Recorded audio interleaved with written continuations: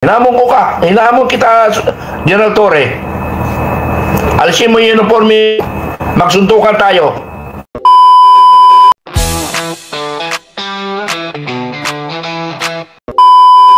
Sulok tayo ng daigdig. Filipino Guerrilla Forces. Pakibasa nga, Filipino Guerrilla Forces. Ang layunin ito ay protektahan ang taong bayan, ang ating lupain, dahil ang ating gobyerno, ang inaatupag, ay puro politika. Gago. Number 1 yun, paggagago ko sa inyo. Wala kayong ibang iniisip kung hindi tirahin yung tumitira na laban sa inyong pagnanakaw sa gobyerno. General Torre, hinahamon kita. Hinahamon kita, General Torre. Nag-iisip ka ba sa iyong filing of charges kay General Dado? Nag-isip ka? And that is start of revolution. Taong bayan ang kinakalaban mo. General Supremo ay siya lang nagre-represent ng taong bayan.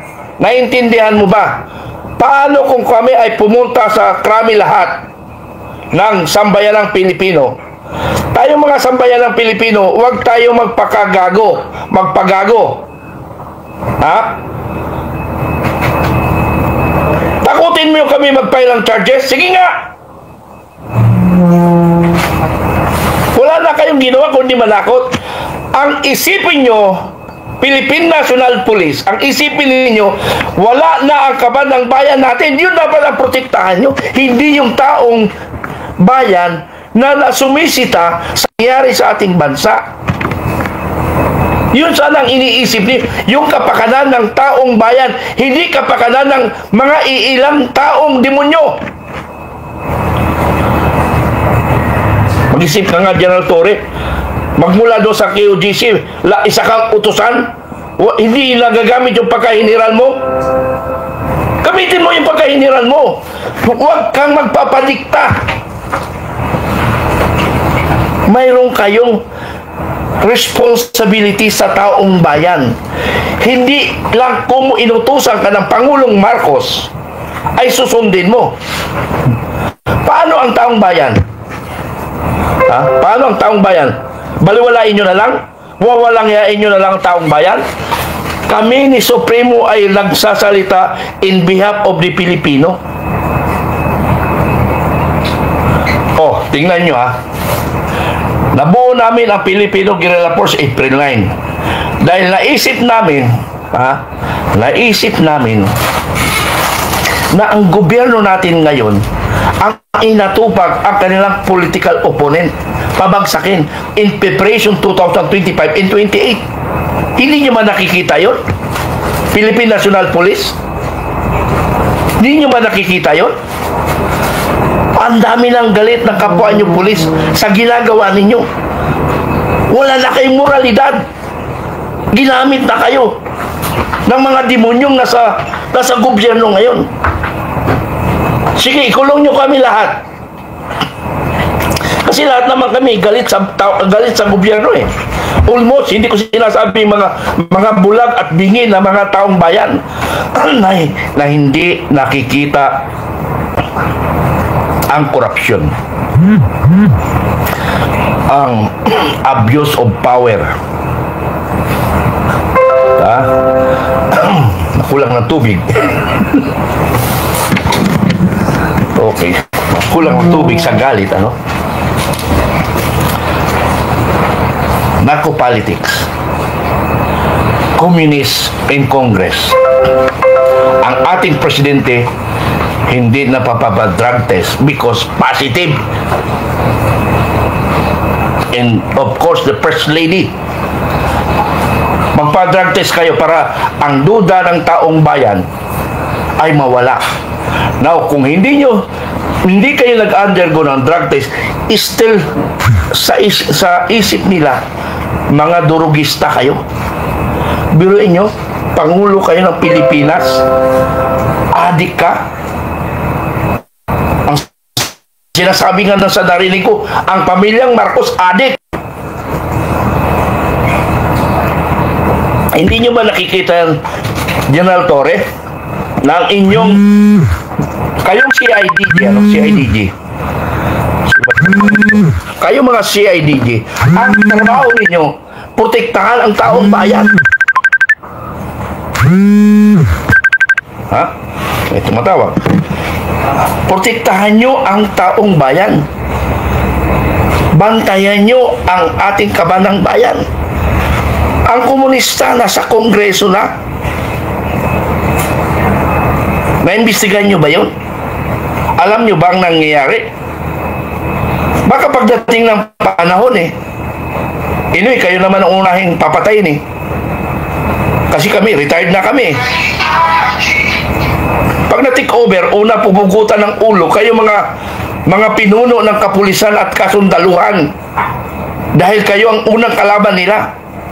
Hindi nyo ba naisip yun? Bakit hindi kayo mag-focus sa ganong problema? Bakit nakapokus kayo sa mga nagsasalita laban sa gobyerno na tiwali? We are a democratic country. Ha? May kalayaan tayo magsalita. Anong ikakaso mo, Tore? Anong ikakaso mo? Ha? May ginawa bang kasos pa laban sa iyo? O what I mean, may mga salita laban sa iyo? O marami kami sinabi sa KOGC, ang yabang mo, may tukbit-tukbit ka pa ng Armalite. Ha? Ako nga, sa kagubatan naglalakad ako, 45 lang ng dala. Tuloy natin, ano? Akala ko, nagugulo na yung aking ang aking signal, ano? Jeep, dito natin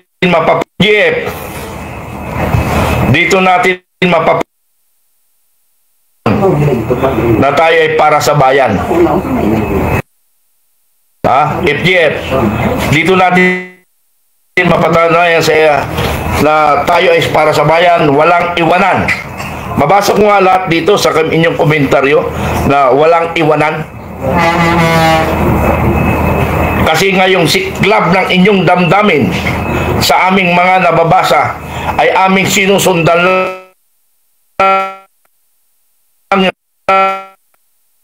ang yung pagsiklap ng damdamin nyo dahil ayaw namin maagrabyado ang Pilipino. Kung walang tatayo bilang pinuno, kami ni Supremo tatayo bilang pinuno para lang ipagtanggol ang taong bayan. Lahat tayo mamamatay. Tandaan nyo yan. Lahat tayo mamatay kung magpapatalo tayo sa takot.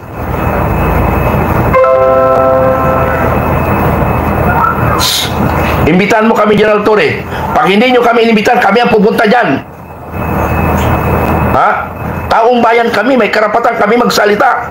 And all politicians or all in the government, they are subject for criticism because yung pera ninyo na sinisweldo nyo ay galing sa taong bayan. At now, ang taong bayan ang inyong boss. Di ba sabi ni dating nasirang Pangulong Aquino, kayo ang boss ko. Sabi ni dating Pangulong Duterte, kayo ang mga sir namin dahil kayo ang nagbibigay ng sweldo sa amin. Ngayon baliktad na kay Marcos. Si Marcos na ang baging boss. Kami ang naghalal dyan 6 million ang itinulong ko sa Pangulong Marcos. Dahil ang alam ko na ang Marcos gusto kong mabawi ang pangit na pananaw ng ibang tao sa Marcos. Kaya ako naawa. Tumulong ako. At may witness dyan. Sino ang witness? Si Martin Araneta na iyong bayaw. At ang iyong si Secretary Lagdamio, alam nila na pag-usapan na natin.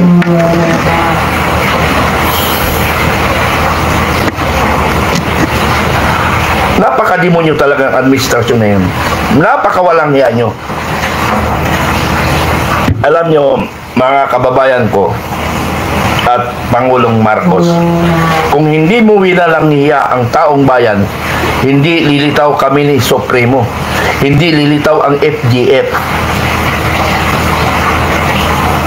Kayo rin ang naging dahilan na lumakas kami sa galit nila. Magkasama tayo before the campaign period. Alam ninyo lahat yan. Ha? Alam ninyo, nasa Mandaluyong tayo, nandoon ako. Kasama ko si General Samonte. At ang isang grupo ko, yung KBL, Kilusang Bagong Leader ng Lipunan, binastos yun, binaboy nyo. Ang Los Biminda, nakasama rin namin, na tumulong sa inyong grupo. Anong ginawa nyo? Winalang hiya nyo. Nanawagan ako sa PNP leadership. Bakit? Active ito si Graildo. O walang problema kay General Wilkins Villanueva. Retired na eh. Wala na kayo pakialam. Pero yung mista niya, ha? Yung mista niya, naghahanda na sa inyo. Pagtutuliin kayo dyan sa Congress. Ha? Nag-iisip ang mista ni General Villanueva. Ha? Pag tinuli kayo dyan sa Congress, aywan ko lang. Ha? Galitin nyo pa, galitin nyo. Bakit Colonel Graildo na mabait na pulis officer na nagserbisyo ng ilang taon na, more than 25 years in the service, tapos gaganunin lang ninyo kayo na sa Congress, paikot-ikot lang na kaso. Alam mo, General Torre, ikaw isang general ng PNP na sunod-sunuran. Wala kang panindigan sa sarili. Ha? Para ka rin tulad ni General Lupina, no? Sa PGMC. Sunod-sunuran lang siya, hindi siya nanindigan. Kahit binabatikos na siya, ayon pa rin siya. Walang problema kasi general. Punyet ang pagka-general niya, wala namang gamit. I'm sorry for my words, kasi nga yan ang totoo. Kung talagang matatapang kayo, huwag kayong gumamit ng batas. Magharap tayo sa labas. General Torre, makita tayo sa labas para mag-appear. Tangina mo. Tapang mo lang kasi may tao ka. Subukan mo dalawa tayo. Makita tayo. Or magdebate tayo. Ha? Hindi mo nasuntukan? Ilang taon mo na ba? Siguro mayroon kang 54 years old. O pwede, 10 years difference. Kaya pa yan. Ha? General Torre, pulis ka na sunod-sunuran.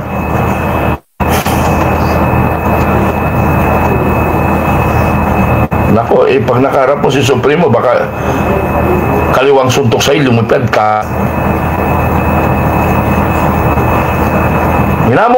Hinamon kita, General Torre. Alisin mo yung uniforme, magsuntukan tayo. Tangina, pulis ka. Sunod-sunuran ka sa mga congressman. Bakit? Sila ba may hawak batas? Susunod ka sa kanila? Sino nabuto sa'yo? Si Marcos? Si Tambaloslos? Pwede ba yung gano'n? Mag-utos yung presidente at mag-utos yung Congress? Di ba may sariling command, may sariling disposition ang Philippine National Police? Therefore, disposition nyo yun, eh, hindi kayo nag-iisip. Mga FGF, please share my vlogs to all Filipino na baka sabihin nila ang FGF umaatras. Walang atrasan to at walang iwanan. Hindi ko malaman kung ang Philippine National Police ay para sa taong bayan o para sa mga demonyo. Alam nyo, mga kasama, ang aming sinisigaw lang, ayusin ang ating gobyerno, ang korupsyon. Ang korupsyon ngayon, mga kababayan, kung hindi nyo ba alam, si Inday Sara nga na 100 million ang hinahabol sa kanya. Yung trillion of pesos, hindi hinahabol. Anong klaseng gobyerno yun?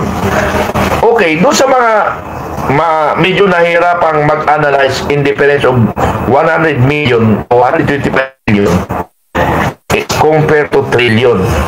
Okay. Paliwanag natin sa mga paring hindi naintindihan. Kasi nga, bakit ko ipaliwanag to? Isang empleyado ng barangay na sinabihan ko, Kapitan, ganito. Ano? Sabi niya, bakit si Inday Sara hindi ko, di ba siya ang magnanakaw? Ay, Diyos ko, sabi ko, yung salita na yun, parang hindi ko malaman kung tanga talaga yung nakausap ko or talagang ayaw niyang paniwalaan ang katotohanan. Biro mo, sabi niya, ang pinaka magnanakaw si Inday Sara. Ay, putos, hindi ko maintindihan ang Pilipino. Hindi ko maintindihan. Yung 1 billion, yung 1 billion, bago mo 1 billion, ay kailangan mayroong 999 million, 999 million para maging 1 billion. 900 yun 100 lang yun. So, ibig sabihin, malayo, di ba? Yung bago mag-billion, bago mag-trillion, ng 1 trillion, kailangan mayroong 999 billion bago mag-trillion. So, alam nyo, di ba? Kung percentage ang usapan sa nakaw, 0.0001% ang nawala sa Kabanang Bayan kung totoong nagnakaw si Inday Sara. Pero yung nagnakaw ng 1 trillion, wala man lang investigasyon, wala man lang nagsalita. Paano lahat sila nakinabang doon sa 3 trillion? Yun yung topic natin ngayon. Yan yung pinag-aalburuto ng tao yan. Nagbenta ng ginto, hindi alam kung saan napunta. Yung 69 billion ng nawala, binigay sa Kabanang Bayan, hindi rin may paliwanag kung saan.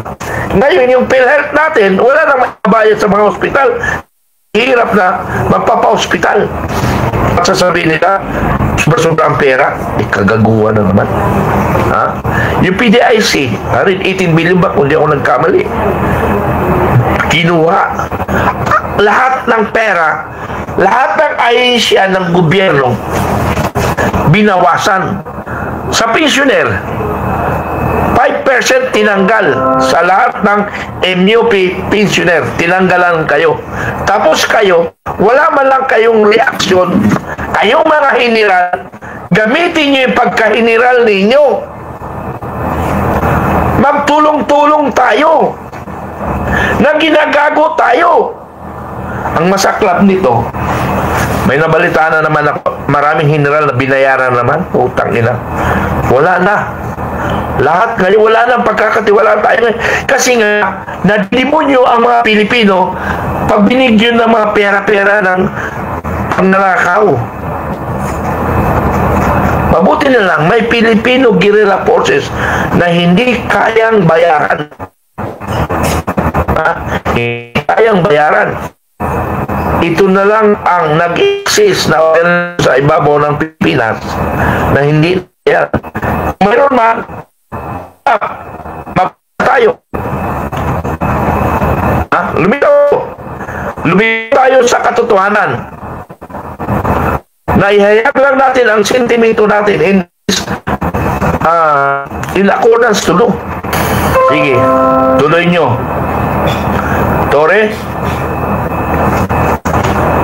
Tore, pagbuhay pa ako at nag-retired ka, magkita tayo. Pag nag-retired ka, matapang ka lang kasi ngayon, may hawak kang mga kapulisan. Tingnan ko kung ang tapang mo pag hindi ka na retired.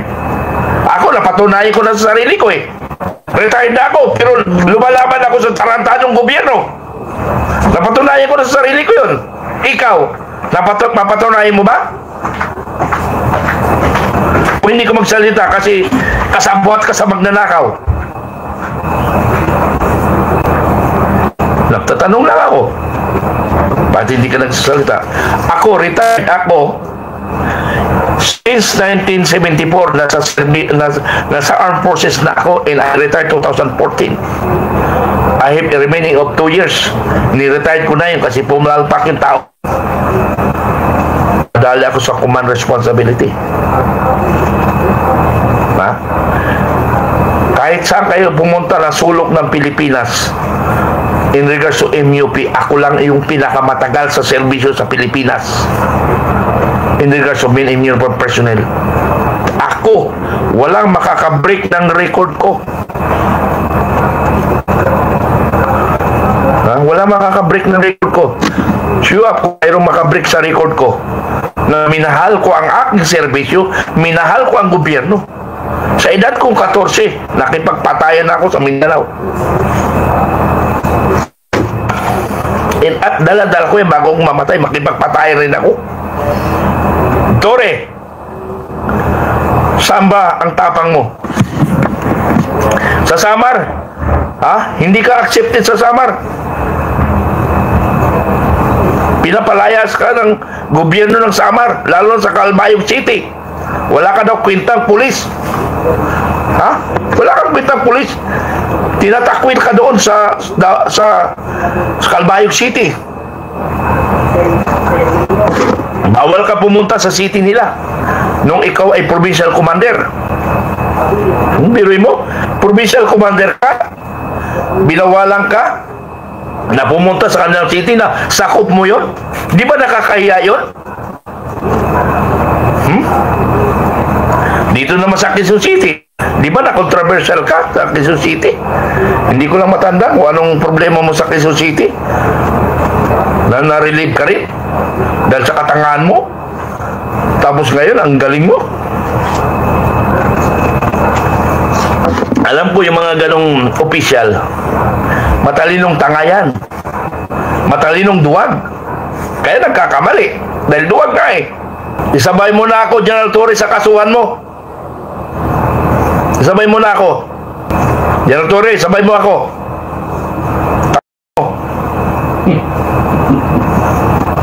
Ha?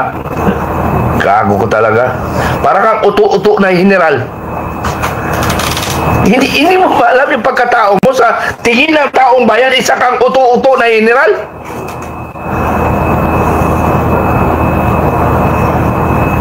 Diyos ko. Ayaw ko na maging general pag gano'n lang pala na uto-uto. Sorry sa mga kabaro ko dati ha, kung mga gano'ng salita ko. Kasi nagagalit ako na kami, na Filipino Guerrilla Forces, tumayo lang kami para sa bayan, para ipagtanggol namin ang taong bayan. Yun lang yung objective namin. Ngayon, ikaka-counterin nyo kami. Kayo nga ang gumawa ng kagagawa sa gobyerno, kami ang kaka-counterin nyo, gago. Hindi ba masama yung magnakaw? Plunder?